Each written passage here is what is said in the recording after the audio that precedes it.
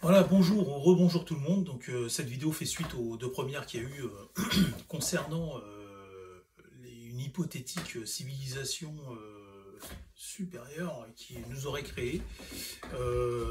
Et donc je vous parlais en fait des trois grands singes, en fait des cinq types humains et des cinq races de grands singes sans-queue et sachant utiliser des outils.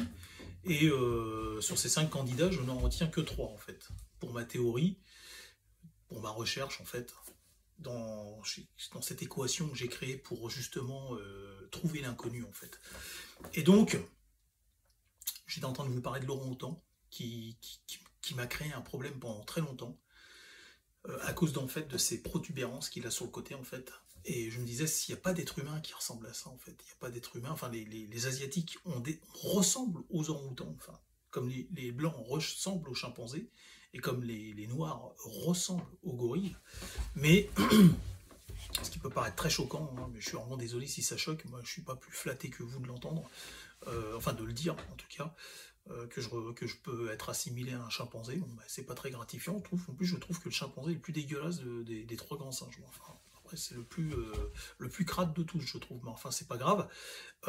Donc, croyez-moi, c'est pas très gratifiant cette théorie. Au passage, hein, je préfère le préciser. Elle n'est pas faite pour rabaisser qui que ce soit. Et la réalité, des fois, est pas. Enfin, la réalité, entre guillemets, cette hypothétique réalité n'est pas agréable, forcément agréable à entendre, mais il faut l'entendre. Et donc, avez-vous déjà entendu parler de l'homme de la grotte aux cerfs rouges? Allez sur YouTube. Allez sur YouTube après. Vous êtes déjà sur YouTube, mais allez faire cette recherche sur YouTube. Vous tapez l'homme de la grotte aux cerfs rouges. Et incroyable. Pendant des années, pendant des décennies, 2 décennies, ma théorie bloquait en fait. Elle bloquait sur l'asiatique. Oui, effectivement, l'asiatique a des traits qui se rapprochent de l'orang-outan, au niveau de la morphologie, enfin de la taille, de l'échelle, par rapport aux autres humains. Il y a des asiatiques qui font plus de 2 mètres, hein, il n'y a aucun problème là-dessus, mais la moyenne générale, c'est pas le cas.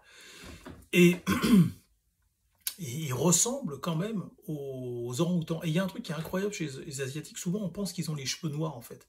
Si vous regardez un asiatique quand il y a du soleil, si ses cheveux ils sont dans l'azur en fait du soleil, euh, dans l'horizon, vous allez voir qu'en fait ses cheveux deviennent roux en fait. Les asiatiques n'ont pas vraiment les cheveux noirs. Et c'est incroyable, je l'ai remarqué ça aussi. J'ai remarqué tout ça, hein, par l'observation. En fait, les asiatiques ont des cheveux roux en fait. Si vous regardez bien, ils ont pardon, excusez-moi. Ils ont des cheveux. Si vous regardez, en fait, quand il y a le soleil qui passe dans les cheveux, vous allez voir, en fait, ils ont les cheveux roux. C'est des reflets roux, en fait. Et l'orang-outan est rouge, justement. Alors, vous allez me dire, mais non, mais les blancs aussi, ils ont des cheveux roux. Mais là, les blancs, ils n'ont pas que les cheveux roux. Il y en a qui ont les cheveux noirs, il y en a qui ont les cheveux blonds, il y en a qui ont les cheveux très très blonds, il y en a qui ont les cheveux roux, effectivement, il y en a qui ont les cheveux châtains. Il y a beaucoup de types chez les blancs, de couleurs. Chez les noirs, c'est des cheveux noirs, la plupart du temps, à 99%. Mais les Asiatiques n'ont pas vraiment les cheveux noirs, ils ont les cheveux avec des teintes rousses dessus. Je vous invite à regarder, peut-être que beaucoup d'entre vous l'ont déjà remarqué. Bref, et si vous tapez l'homme de la grotte aux cerfs rouges, alors vous allez comprendre. Et qu'est-ce qu'on voit dans la grotte? À quoi ressemblait l'homme de la grotte aux cerfs rouges? Alors il faut savoir que la grotte aux cerfs rouges, si j'ai bonne mémoire, j'ai même pas révisé mes fiches là, hein, c'est une grotte qui se trouve en Asie en fait, en Asie asiatique, hein, pas en Asie du côté de l'Afghanistan, non, ni du côté de la Russie, hein, c'est en Asie du côté des Asiatiques, et je crois qu'elle est en, c'est pas je crois, elle est en Chine. Elle est dans le sud-est de la Chine, si je crois, si j'ai bonne mémoire, ou dans le sud de la Chine. La grotte aux cerfs rouges se trouve dans le sud de la Chine et peut-être aux frontières Vietnam, Cambodge, un truc comme ça. Enfin, peut-être vers l'est. Mais non, c'est dans le sud de la Chine. Je vous dis des bêtises. La grotte de l'homme aux cerfs rouges, tapez, vous allez voir. Et en fait, qu'est-ce qu'on a retrouvé dans la grotte de l'homme aux cerfs rouges? On a retrouvé en fait des squelettes d'Homo sapiens qui ne ressemblaient à aucun autre Homo sapiens. On sait par contre que ce sont des Homo sapiens. Et la particularité des crânes des hommes de la grotte aux cerfs rouges, c'est qu'ils avaient en fait des crânes aplatis en fait. Mais c'est impressionnant, hein. C'est-à-dire qu'en fait le crâne ici là était complètement aplati et il allait jusqu'à là en fait. Vous allez voir, allez regarder les vidéos en fait. Ça ne ressemble à aucun autre être humain et ça ressemble à un être humain croisé avec un orang-outan. Alors j'ai été voir au musée de l'évolution à quoi ressemblait le squelette d'un orang-outan, celui d'un chimpanzé. Alors qu'est-ce qu'il y a sous la peau, qu'est-ce qu'il y a sous les muscles et tout. Et on voit qu'il y a quand même, on reconnaît en fait le squelette d'un orang-outan. Comme vous reconnaissez celui d'un gorille au niveau du crâne, il n'est pas tout à fait il n'est pas tout à fait pareil que celui qui a le crâne le plus rond, c'est enfin rond entre guillemets, c'est le chimpanzé. Il a une petite boîte crânienne ronde. Le gorille, lui, il a une boîte crânienne ronde, mais il y a une espèce de protubérance ici là. Là. Et l'orang-outan a aussi cette petite protubérance moins développée que chez le gorille, mais il l'a aussi. Et le chimpanzé l'a quasiment pas en fait. Et les orang-outans ont ces pommettes en fait qui s'écartent sur les côtés. Et l'homme de la grotte aux cerfs rouges a aussi cette caractéristique osseuse en fait que les autres, nos homo sapiens n'ont pas. Vous comprenez ce que je suis en train de vous dire? C'est que c'est incroyable, ce que je veux dire, ces similitudes entre les trois grands types humains, les plus répandus sur Terre, et les probabilités de chance pour qu'il y ait trois types de grands singes répartis aux mêmes endroits, en fait, sur le globe, qui en plus, ces trois grands types de singes ressemblent trait pour trait, enfin des similitudes incroyables au niveau du caractère, au niveau comment on appelle ça, de la morphologie, au niveau des traits du visage, par-dessus le marché, aux homo sapiens qui les côtoient dans les mêmes environnements, c'est juste époustouflant en fait. C'est époustouflant. C'est ce qui m'a laissé penser en fait. Alors l'homme de la grotte aux cerfs rouges était vraiment sur le cul quand j'ai vu cette vidéo 20 ans après. Il me manquait juste cet élément, parce que toute cette théorie en fait tenait pas debout. Et quand j'ai eu vent de l'existence de l'homme de la grotte aux cerfs rouges, ça m'a semblé comme une évidence, mais il ne faut pas se laisser déborder par ce qui semble être des évidences.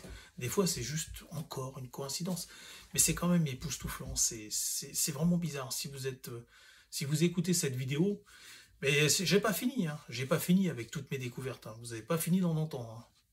Et donc, dans cette équation, j'en ai fait plusieurs des équations. Donc, j'ai essayé de comprendre. Donc, je me suis dit, tiens, on a l'impression que quelque chose nous a croisés avec ces trois grands singes. Et nous a fabriqués avec ces trois grands singes. Et je me suis dit, on a des êtres humains qui avoisinent les 3 mètres sur Terre. Moi, j'ai commencé à fouiller. J'ai fouillé. J'ai cherché. Et je me suis dit, s'ils avaient été croisés avec quelque chose, à quoi ressemblerait cette chose? Donc c'est à ce moment-là que commencent les équations, en fait. Donc je me dis, pour l'inconnu, comment on va faire pour retrouver l'inconnu? On a ces 3 singes, et comment faire pour savoir à quoi pourrait ressembler quelque chose qui nous aurait croisé avec ça? Alors déjà, la taille, nous on est plus grand que les 3 grands singes, en fait. On est plus grand. Hein. Il ne faut pas croire, mais on est tout aussi massif. Hein. Si ce n'est plus même. Alors, je me suis dit, ce qui nous a croisé avec ça doit être grand, en fait. Hein. Ça doit être sacrément grand, parce que pour qu'il y ait des êtres humains qui avoisinent les 2,50 m, et qui, même pour certains qui ont déjà avoisiné les 3 mètres, et je ne sais pas si vous avez déjà entendu parler de l'homme de Casteldo, c'est une ville dans le sud de la France. On aurait retrouvé en fait le fémur d'un homme qui mesurait 3,70 m en fait. C'est l'homme le plus grand qui n'aurait jamais existé, enfin en tout cas qu'on ait retrouvé quoi. En tout cas, au Mozambique, on avait retrouvé le squelette d'un homme qui avait fait, qui aurait avoisiné qui aurait certainement fait 2,81 m au Mozambique. Il était aussi grand que l'autre, machin, je sais pas quoi, l'anglais là, qui faisait 2,76 m. Un Africain apparemment a été retrouvé au Mozambique, le squelette d'un homme qui était encore plus grand, qui est mort bien avant, et qui mesurait 2,81 m. On a aussi un Américain, là, un black, un Afro-Américain qui mesurait 2,64 m, je crois. Robert Wadlow, 2,76 m, et on a un Américain qui faisait 12 cm de moins, donc pas loin derrière. Et dans le sud de la France, apparemment cet homme aurait vécu il y a à peu près 12 000 ans, ou il y a 7 000 ans, enfin à l'époque des chasseurs-cueilleurs, dans la ville de Castel... tapez le géant de Castel... je sais pas quoi, dans le sud de la France. Le géant de Castelnau, je crois. Et vous allez voir, apparemment, ils ont retrouvé, un archéologue français a retrouvé le squelette d'un homme qui avoisinait les 3,70 m. Le fémur était énorme, il était gigantesque, enfin disproportionné par rapport à un fémur normal. Le fémur normal était comme ça, celui qui l'a retrouvé était comme ça. On n'a jamais retrouvé, un fémur avec des proportions aussi grandes. Ils ont retrouvé d'autres morceaux d'eau, en fait, et cet homme a été enterré avec un tumulus particulier, en fait. Donc ce qui fait qu'en réalité, il était considéré comme étant... c'était quelqu'un pour qui la tribu avait de la considération. Alors, peut-être parce qu'il était grand, pas chercher non plus les attributs qui n'existent pas, mais en tout cas, eux l'ont attribué un titre honorifique et particulier parce qu'il était enterré dans un tumulus, en fait, une espèce de colline. Ils ont construit une colline pour l'enterrer dessus. C'est bon, les Indiens d'Amérique qui le faisaient beaucoup, ça. Certaines tribus le faisaient. Et pour honorer des morts, mais il n'y a pas que, il y a les Vikings aussi qui l'ont fait bien plus tard. Les tumulus, même en Chine aussi, ça a été fait. Et donc, on a eu des géants, en France, par le monde, on a eu des gens qui avoisinaient les 2,50 m. Et donc, ces tailles qu'on retrouve, pas souvent, mais qu'on retrouve quand même, des humains qui mesurent entre 2,50 m et peut-être 3,10 m, pour vraiment trouver une grande moyenne, entre 2,50 m et 3 m, ça nous donne un résultat par rapport à l'équation pour retrouver l'inconnu. Donc on peut imaginer que ces humains ayant été croisés, toujours dans l'hypothèse, étant croisés avec des primates plus petits, donc sont bloqués au niveau de la taille et ne dépasseraient pas entre 2,50 m et 3 m. Mais ce qui veut dire qu'en réalité, ceux qui nous ont croisés avec ces êtres mesuraient certainement, avoisinaient certainement les 3,50 m. Ouais, c'est possible. Vu qu'ils se sont retrouvés, il y a un équilibre qui s'est créé entre les primates et les choses qui nous ont croisés.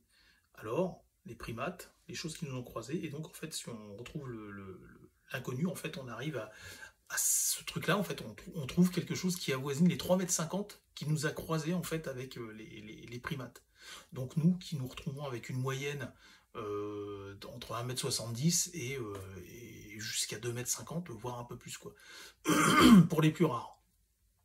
Mais en tout cas, de mon hypothèse à moi, c'est les choses qui nous ont croisés, qui nous auraient hypothétiquement croisés avec les grands singes, mesurent en moyenne 3 mètres. Voilà, ça c'est fait. Alors j'ai fait des petits dessins, parce que comme j'ai qu'un téléphone pour l'instant, je me suis fait hacker mon ordinateur il y a quelques temps. Je vais vous montrer un truc très étonnant. Vous avez certainement déjà entendu parler des petits gris, hein, vous savez, ces êtres qui ont des petits visages et des crânes disproportionnés.